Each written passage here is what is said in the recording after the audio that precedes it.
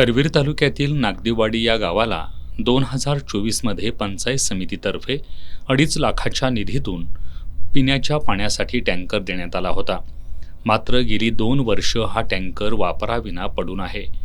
पाणी टंचाई नसल्यानं टँकर पडून असल्याचं सांगितलं जातंय। गावात पाण्याची टंचाई नसेल तर टँकरसाठी खर्च का केला असा प्रश्न आता उपस्थित होतोय। याचबरोबर नागदेवाडीत लाखो रुपये खर्चून घनकचरा प्रकल्प उभारण्यात आलाय, पण हा घनकचरा प्रकल्प गावाच्या बाहेर उभारण्यात आल्यानं त्या ठिकाणी कुणीही कचरा टाकण्यासाठी जात नाही। त्यामुळे हा घनकचरा प्रकल्प बिनकामाचा प्रकल्प ठरलाय। अशा प्रकारचे प्रकल्प बिनकामाचे होण्यापेक्षा गावच्या लोकसंख्येनुसार शासनानं मोठे प्रकल्प उभारावेत अशी मागणी करवीर पंचायत समिती सदस्य रवी पाटील यांनी केली आहे।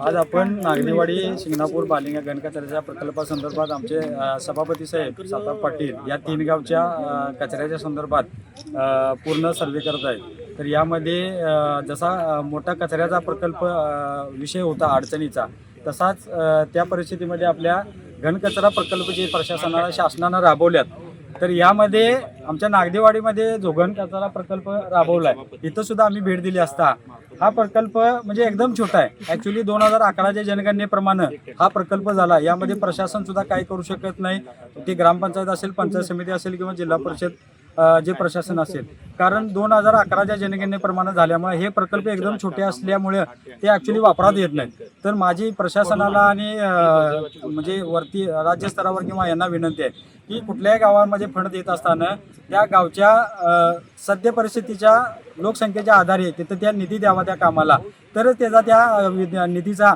उपयोग प्रॉपर होईल। आणि असे प्रकल्प केले तर त्याच्या भविष्यात उपयोग होणार नाही।